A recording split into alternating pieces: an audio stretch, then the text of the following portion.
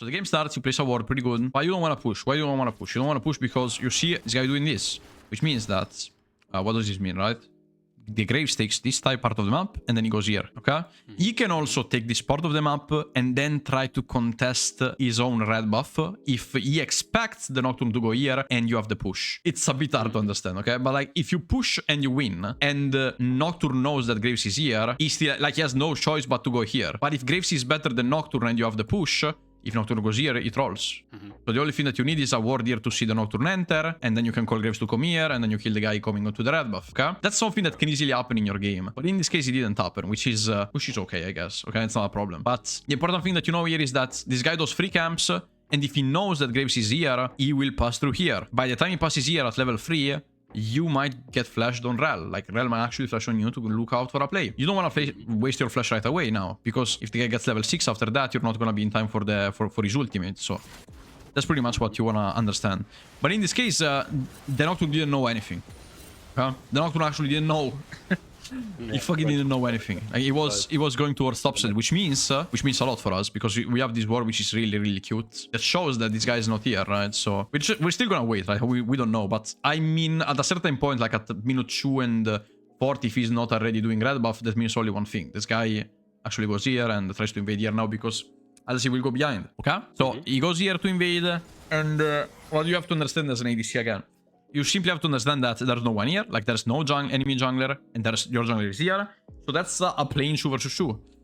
Okay?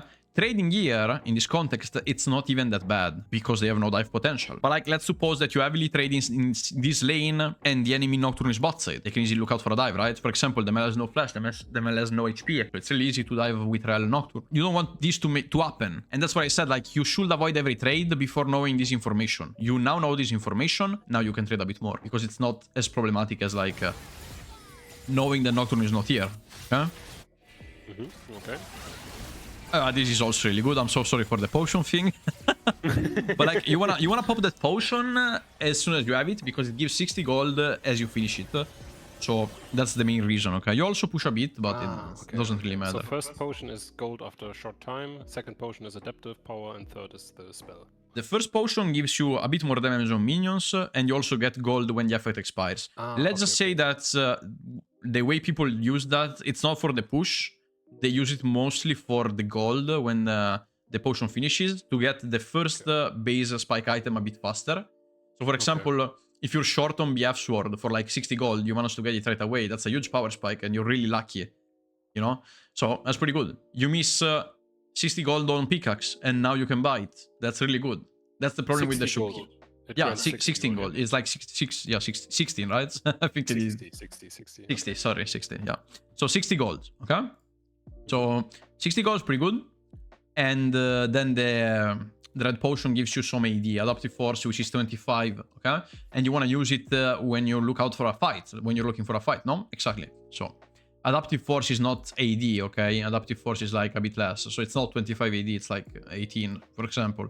Still a really high number, okay? It's a really high number, especially for your ultimate or anything like that. It lasts for 1 minute, so make sure to not use it when you want to base, because by the time you base and come back, it's 30 seconds. Okay? So if you use your potion, then base and come back, 30 seconds. You wasted your potion. Okay? Okay, but the first potion I can just blindly immediately use it when I get it. Yeah, you just like perma-tap it right away, because imagine you die, like slightly afterwards, you are gonna like base with 60 gold in more. That's the whole concept, okay? Yeah. Okay, so here's the play where if I were you, I would have fucking gone 1v9, okay? If I were you here, I would have killed 100%, double kill, okay? So it's not on you, it's not on your support, it's mostly your kiting and the way you decided to play this out, okay? Easily changeable. Look, so Rel does the W, you router. You have a good position anyways, this is a good position. I would have lost slightly higher, but it's not important, okay? What do you do here? You auto, you stack your little tempo. Pretty good. And you see, you kind of like did it anyways, so you did it well. Okay? I would have done the same.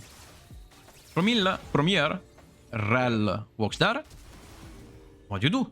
Yeah. I just keep outing, right? Follow her. Yeah. You have little tempo stacked, and who is the best champion from one perspective here? Yeah, Ash. The one that has more attack speed. And trust me when I say it, it's fucking you. Okay? You have more attack speed. You have 1.20 and then you have little tempo stacked. You proc little tempo faster and you proc it more. On top of that, you have exhaust as well. Okay? Yeah. So your exhaust does outwin a lot. What do you have to do while you hit the Ashe? You have to space the rel that's here. Now, you don't know where she is precisely. But what you know is that you don't want to be near this position at all. To make a fair 1v1, you want to simply play it here or here. Okay? So reposition yourself and auto from here. So you basically auto now and go back because you made a mistake, right? But in reality, you can stop right away here and then auto here. Okay? Okay. Yeah.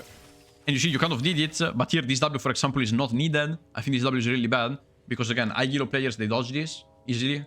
They can dodge that. And you're not proccing your little tempo again. If you're playing little tempo, why are you using spells?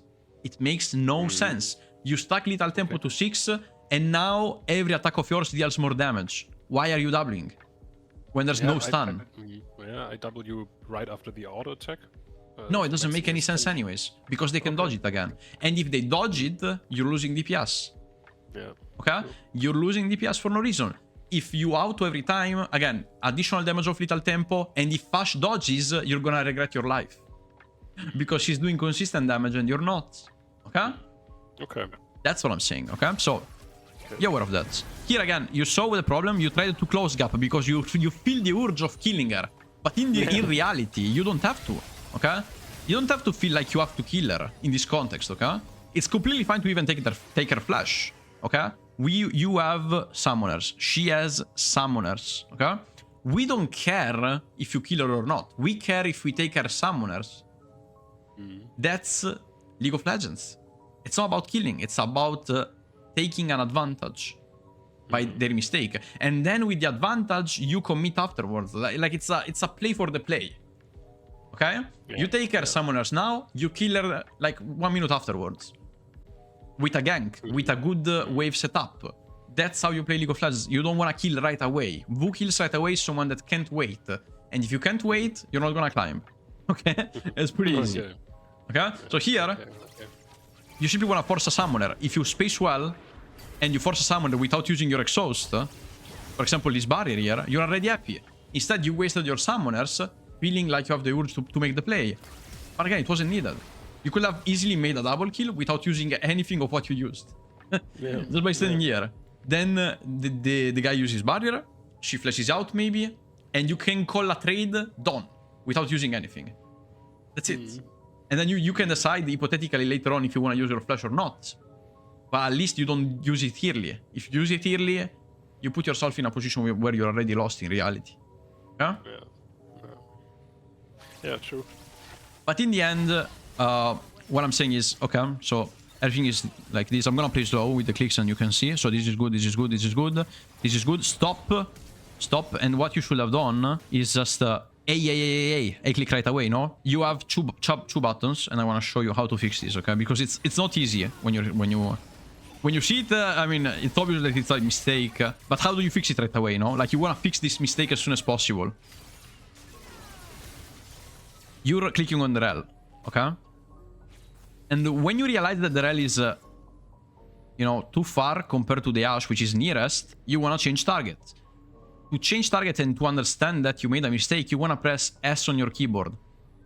S on your keyboard is the stop key, okay? Stop key simply means that you're gonna stop doing whatever you are doing. And that's pretty good, because if you're clicking this guy, and maybe your cursor is like, I don't know, anywhere in the screen, if you press S, you're gonna stop attacking these targets.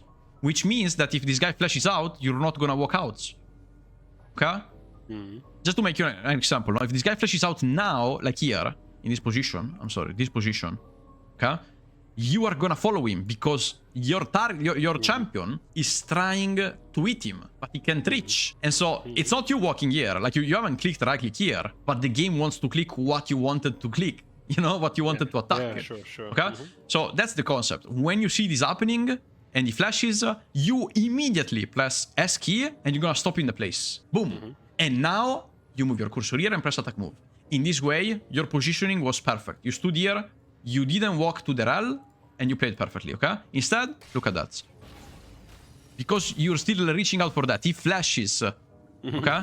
And you didn't press S key. You're not autoing him. Instead, press S key, you're here, and you're autoing the guy. It's really, really important. And you will have done at least 2-3 autos in more with this champion, trust me, okay? Yeah, Because it's really fast. So you're losing out a ton of DPS in this context, and you can do so much more. And again, also, you went close gap to the RL, which was here. If you stand here, perfect, okay? Double kill 100% without using summoners. You using summoners and getting a double kill 1-for-2 was extremely suboptimal, okay? Extremely. And that's funny because in reality it turned out to be really good for you, but... Of course, you outscale Ash, you outscale anyone in this fucking game, so... It's really, really good. So here, if I remember right, we said... I mean, this was really good. Bullshit. More than anything. This was really good as well. This was really good. First item... I mean, this is such a fucking strong moment for you, right? You're really strong.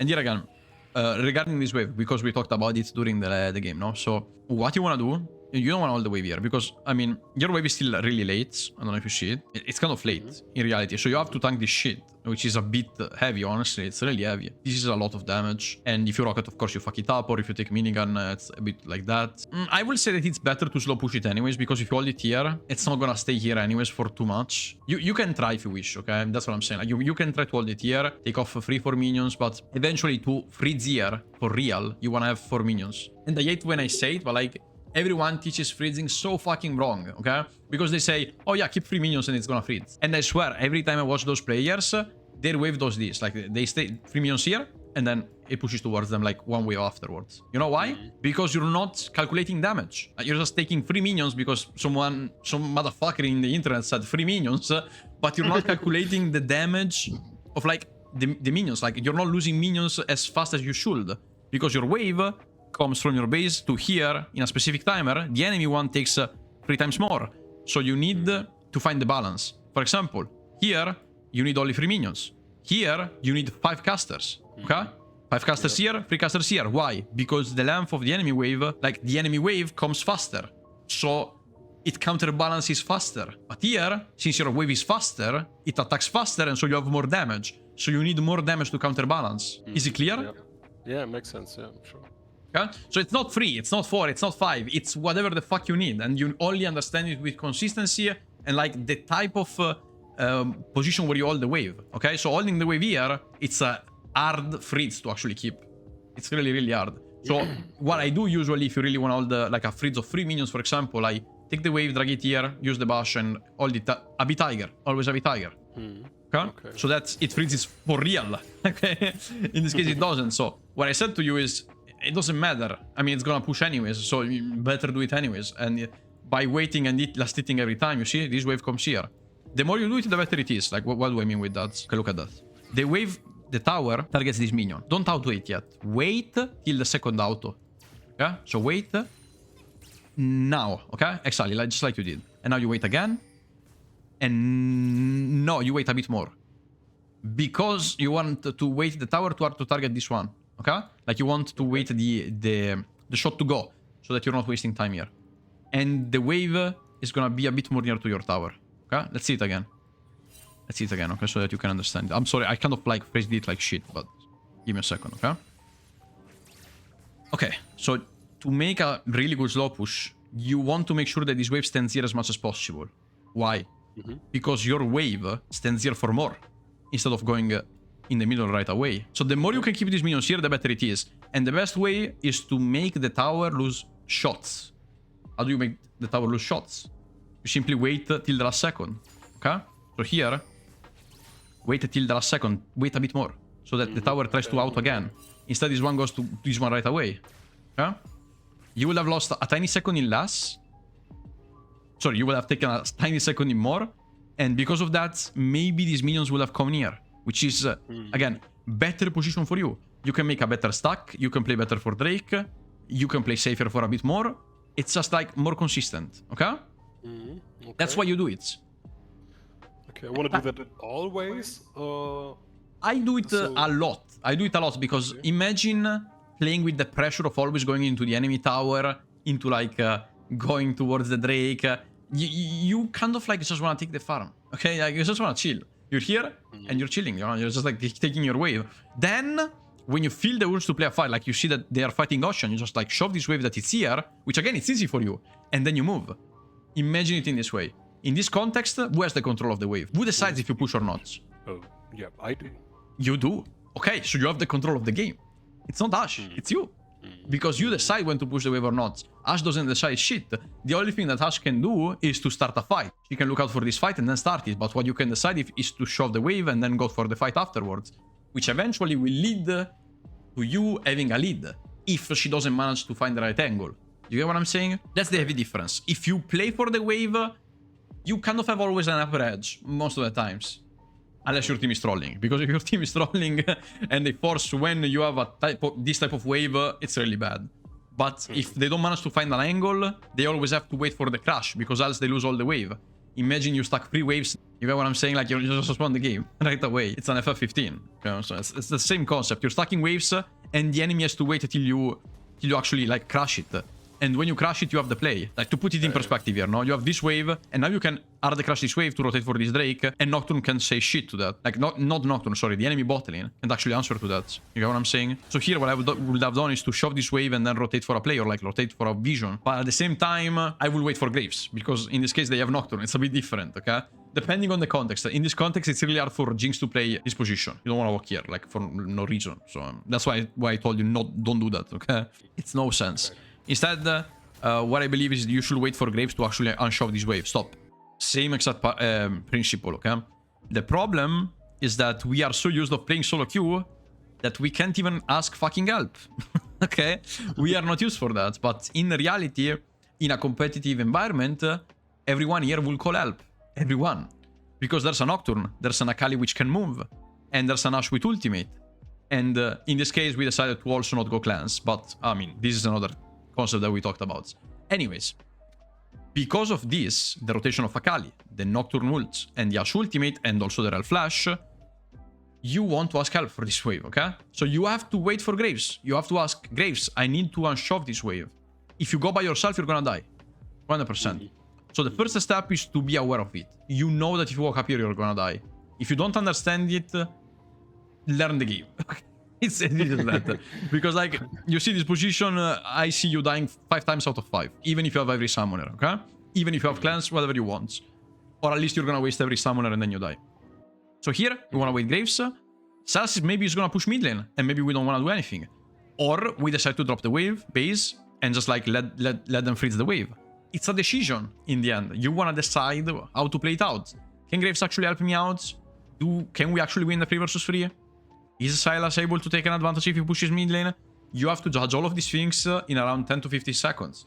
But you don't have to rush it up, right? If you push here, you're rushing it up. You're not thinking actively. Okay? You're just like saying, okay, I go here and whatever fucking happens, happens. But if you ask Graves, say Graves, help me here. Help me shove this wave. At least you had the idea. You said, I know what they want to do. And I counterplay with this. Okay? I counterplay with Graves. It's like, you know, a trap card. Ah, this is my trap card. Graves coming bot. Oh, fuck. I didn't expect that. It's the same thing, okay? So you see the Akali rotation? He didn't come towards here. But, like, what stopped there? What stopped her from doing that? So you see, this position is bad. Now, they didn't commit. But Nocturne ult is here. Rel Flash is here. Ashe ult is here. What stops them from doing that? Yeah. You waste your flash here, 100%. If you wait a tiny second more, for example, for Graves to shadow here, this position is so much better. Because they jump on you, you exhaust, and then the main target gets shredded right away. Okay? But yeah, you feel safe because maybe Graves is here, but I mean, in reality... Did I know that Nocturne was there, or do you just know it because... We knew it. Yeah, we knew it. So. But even if you didn't know it, again, you play for respect, right? You play pretending that you know. Okay? Pretending that you know, or if you don't know, you play like you don't. If you don't know where Nocturne is... you still play like Nocturne is bot side. I mean, don't get it wrong, okay? But it's always like this. Because you say, I don't know if Nocturne is top or bot, okay? If you say it like this, you're gonna play like he's, I don't know. You're not playing knowing where he is. You know what I'm saying? Like, you're just gonna play normally. If you say, I don't know, because you're undecided. You gotta say, I don't know where he is. And if you don't know where he is, you're gonna play like Nocturne is bot side, okay? That's how I do it. And it's working, you know, it's working consistently. Because, Probably, yes. because at least you are not making the mistake. You're not gonna make the mistake. You're not gonna be the one ruining the game at least. You know that it's not gonna be you. Maybe it's gonna be your mid laner. But at least you know that it's not you. Okay? And this helps you out a lot to understand what you can This is improve, right? Completely trolled. Like, Yeah, this was terrible. This was terrible. And we got lucky that they didn't punish. Okay? This was really good. Yash made a huge mistake here, kiting wise. This was really good. I would have said just like, you know, the potion mistake, but it's fine. Potion mistake. Yeah, a few mistakes here and there. Yeah.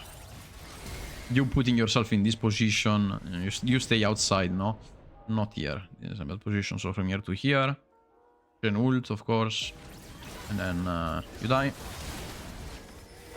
I go faster, okay? We kind of finished, but... And again, the Zeal... I mean, 50% attack speed... what is that? Let's check it together, okay? Because I don't want to say shit, but I'm pretty sure that... from a logical perspective, it's really good, okay? Of course, movement speed is always the type of stat that it's arguably really strong. Let's also this website, you know? Let's call it like this. I will show you. We do it together, you know? Gold efficiency link. You can watch all of this shit by yourself, but... you know, it's really easy. You see, Berserk Greaves are 150% gold efficient, but I do think that Zeal is also really near. Zeal is 103. Okay, so, I mean, you aren't wrong. You aren't wrong, it's just That's about close, where you yeah. decide to allocate the resource, okay? I should also see the difference in movement speed. It heavily depends, because in this build, you lack out a lot of attack speed as well. So... I guess that 40% is really fucking strong at this moment, though, you know? Like, having 40% instead of 25 on such a high APM champion, I think it's really close, because 10% attack speed, over 50%, over 25, 4% movement speed. I have to check it, okay? I'll check it after this, you know, after this game ends. I'll let you know, okay? Because I'm not 100% sure if it's ideal. But I was thinking more about the concept of like 40% crit is better, of course, than 25. Yeah. And of course, if you crit more, you're gonna have more damage. The crit damage got buffed as well. And I was also thinking that they kind of wasted a lot of stuff and you were kind of safe because of Mel. So Ash ult, you know, Mel and Nocturne ult. So we were playing well. I didn't feel like you needed shoes at all. But again, I wouldn't be mad about that. Let me see how much speed do you have? Oh, wait. 364 then, okay? Let me write it down. I will let you know, okay? Yeah, no worries. But Aguilo-wise, I will say that probably Boots was slightly better from a competitive perspective. But Zeal, better from a solo Q low Willow perspective because you get crit, so... Crit is more damage. But you probably have slightly less movement speed, which shouldn't justify... Safety is usually better, okay? That's what I'm saying. But damage is better in low Willow because yes, okay? To make it short. Again, look out for rockets a lot, you know, top lane, mid lane. I feel like you'd never fucking do it by yourself, pretty sure. 0%, you know? And if you add that to your gameplay, only by that, you're gonna, like, improve your win rate a lot. The amount of rockets that, like, won me the game, you know, it's crazy. Yeah. You're not gonna steal objectives now, but yeah. this is pretty good. The kiting here is good. Traps were a bit sad, sadly, but that's pretty good. The disengage is really good. The engage option is troll. This is really good. You keep rocket space. Yeah, space. Item is broken. This flash is horrible. Platinum 4, by the way. Push top lane pretty good. Push top lane pretty good. Bait pretty good. Base pretty good. There's not much to say, as you can see. Like I'm going really fast. Okay, so I'm making some notes. I wrote down stop key, last hit on the turret as late as possible. Yeah. Check for R, so check for... Yeah. Always keep rocket instead of minigun. Yeah, 75% of the times when you approach a fight, like I will write it like that, okay? When you approach a fight, when you think that you're going towards a fight, you keep rockets. That's the rule. Because like, imagine you're playing Caitlyn again. If you're Caitlyn and you have like 720 range, why would you approach a fight with 500? Like, think it in this way. It's the same concept. You have Jinx, you have the chance of starting a fight in a distant, like from a certain distance, like an higher distance than usual. Why would you go minigun? Yeah. You know what I'm saying? I mean, when I hit single targets, it doesn't matter. Stack them, and I stack the minigun to 3. No, it doesn't matter. It doesn't matter. Okay. No, because The problem that you're still thinking about is, again, if you have 1v1 potential on them and you burst them faster than them, yes. But like in League of Legends right now, like in this current season, in this current, like whatever the fuck year it is, okay? Everyone is so strong 1v1. I swear, like every champion is so strong 1v1 that even if you're like 3 items, sometimes you lose by someone that has 1 item. So unless you, like just like this game, you have exhaust, you have 3 items, you're ahead. It's not always easy to look out for a 1v1. From a teamfight perspective, why will you start minigun? That's what you want to understand. From a 1v1 perspective, I can understand it. You know, you say I want to stack 3 times to the minigun and then I play it. Makes sense. But still, you want to wait for them to reach you out and then you change to minigun. Makes more sense. Okay? And then you exhaust them as they enter your range, because that's what I said. No, you take exhaust, they enter your range, you exhaust them. You don't want to go towards them, they go towards you. If you think that in this game you have to minigun and walk to them, seek help. Seek help, because there's no fucking way. Like, everyone is gonna go in your face. Nocturne ult with Shen ult into E. You die. Kali Shroud ultimate. You can't even, like, you don't see them, okay? you can't do anything and they are already in your ass. Akali gets Shen ulted in the Shroud. You don't see until the last second he heals you. And you want to play minigun range. You know what I'm saying? Like, you want to play rockets at the start. At the start of the fight, rockets, range, and you're gonna shit on everyone. Just like you did in the first fight. You remember? You rockets, you get the reset, you have more range, and then no one can contest you. That's what you did this game. You realize that? No. And when they have no Nocturne ult, when they have no Shen ult, when they have no Akali ult, you're uncontested again. And that's why I told you every time, no? Wait for the ultimates, wait for the key spells. Huh? So Anyways. check, in loading screen already check for the threats, the biggest threats. Yeah, that's also a really good thing. I will say that it's a bit easier doing it from maybe, I mean for you, from a finish game perspective. But you realize it as well if you lose it, right? You lose the game and you're like, you write down what killed you, or like what you didn't pay attention to. That's what helps you out a lot. I think if I see a Nocturne in Champ Select, not in Champ Select, or even in Champ Select, Yeah, I mean, of course, some champions are obvious. Some champions are a bit less. Like, some champions you're like, oh, why? Wow, this fucking thing killed me.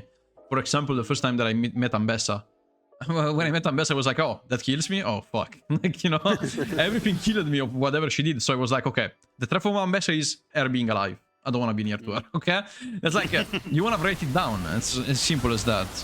Pretty good reset, push mid, and then, yeah, this game is pretty much done from here, I believe. I don't remember any other mistake. The rotation top here was a bit late. But this top lane push is fine, this base is good. You see, like, your team where they were here? If you want to take this top lane tower, you're wrong. That was also kind of interesting, not taking the tower to keep the tempo advantage. You said that, right? Yeah, watch that, okay? Watch where your team is again. Who died here? Yeah, No? is dead, Graves and Yone. So you want to match the time of Yone and Graves. It's as easy as that, okay? And you see how deep you're in the map, and there's no one as deep as you. If you draw a line, okay?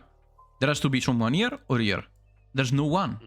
So if the enemy team has to kill you, it's pretty easy. They can look out for a teleport here, like Shen's teleport on the back, and then 3 people come here, and you all die. That's why I explained you here that you don't want to go for this tower even if it's 1 HP and you think, oh, this is so easy to take, right? 1 out and I go back.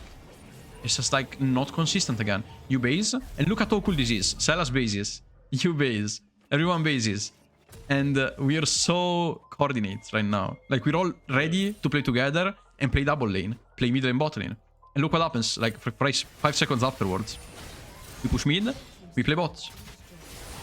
Perfect. We take bot tower, almost. We're really near. We play top lane, we take top tower. And in the meanwhile that you're fighting, look at how much power we had in top side. Because we played at the same time. While we were fighting, look at Yone. You see him? Yeah, he's getting a lot.